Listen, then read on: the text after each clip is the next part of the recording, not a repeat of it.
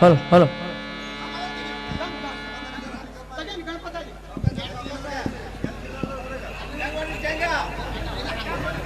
ಸಮಾಧಾನ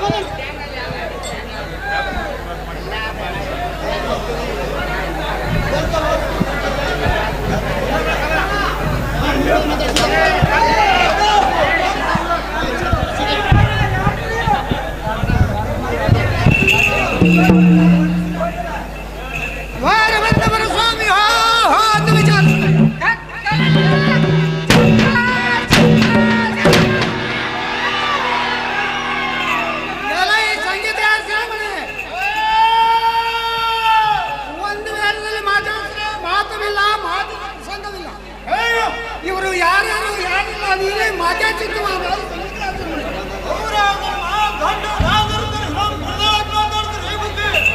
ನಾರಿಗೆ ಪುರುಷರೇ ಚಂದ, ಊರಿಗೆ ಅರಸರೇ ಚಂದ, ಹರಿಗೆ ಚಕ್ರವೇ ಚಂದ, ಸೂರ್ಯಪಂದಕಿಗೆ ವಜ್ರವೇ ಚಂದ, ನೆರೆದ ಜನಗಳಿಗೆ ಪರಿಪರಿಯಿಂದ ಮಾತನಾಡಿಸುವಂತ ದ್ವಾರಪಾಲಕನೇ ಚಂದ, ಸುಂದರ ಸಭದೊಳಗೆ ಚಂದದಿಂದ ಬಂದ ಕುಂತವರಿಗೆ ದಾರಿಯನ್ನು ಕೇಳುವೆನು, ತಾವು ನಾನು ತಮ್ಮ ನಾಮಾಕ್ಕಿಂತ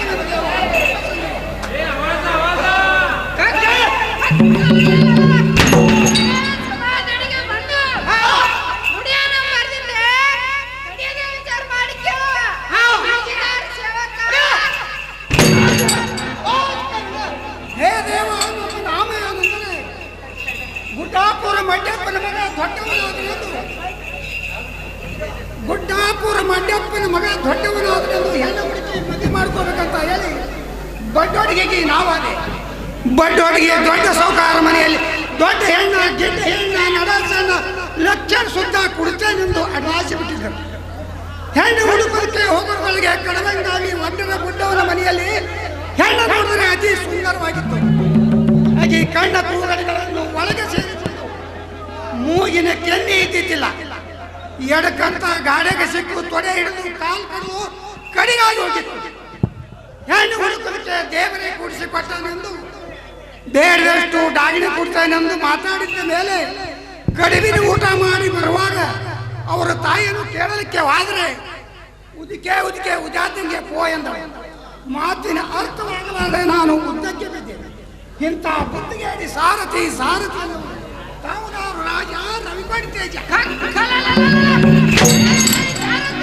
ರಾಜೇಂದ್ರ ಭೂಪತಿ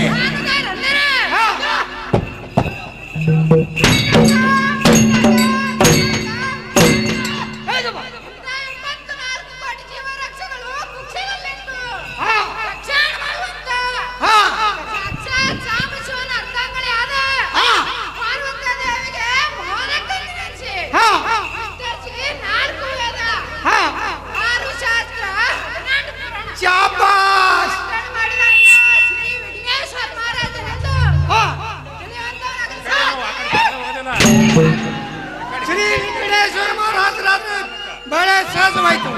ಕುಳಿತಂತ ಮಂದಿಗೆ ಅತ್ಯಾನಂದವಾಯಿತು. ತಮ್ಮ ರಾಜ್ಯ ಮಂದಿರ ಬಿಟ್ಟು ನೆರೆದಿರುವ ಸಭಾ ಮಂದಿರಕ್ಕೆ ಬಂದಿರುವ ಕಾಣುವೆ ಹೇಗುದಿ ರಾಜೇಂದ್ರ ಭೂಪತಿ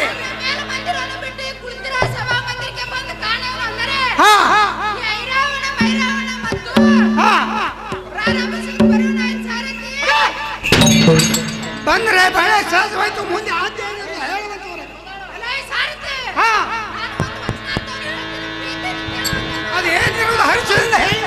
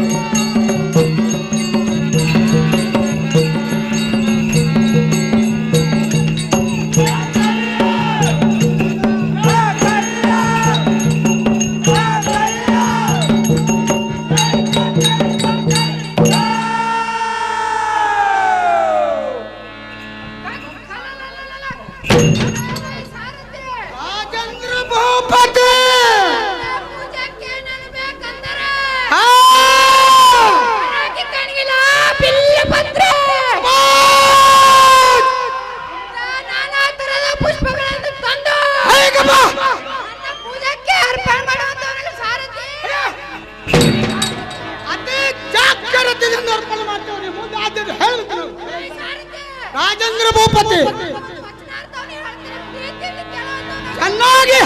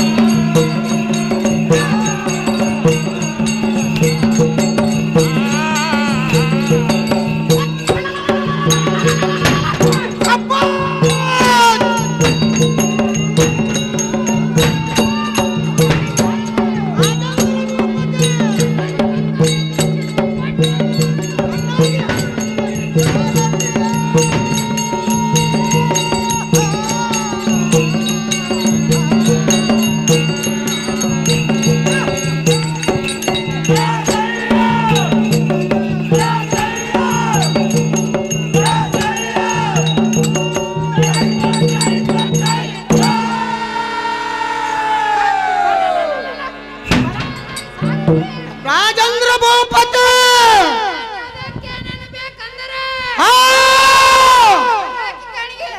ಕಡಿಕೆ ಕಡಿಗಿಲ್ಲ ಎಂತ ನಾನಾ ತರ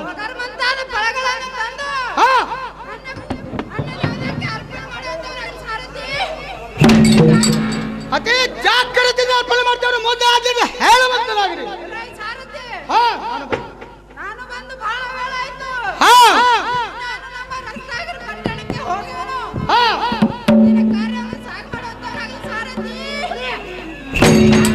ಅತಿ ಜಾಗ್ರತೆಯಿಂದ ಹೋಗಿ ಬರ್ತೀರಿ ಮೊದಲು ಆದ್ರಿಂದ ಹೇಳುವಂತನಾಗಿರಿ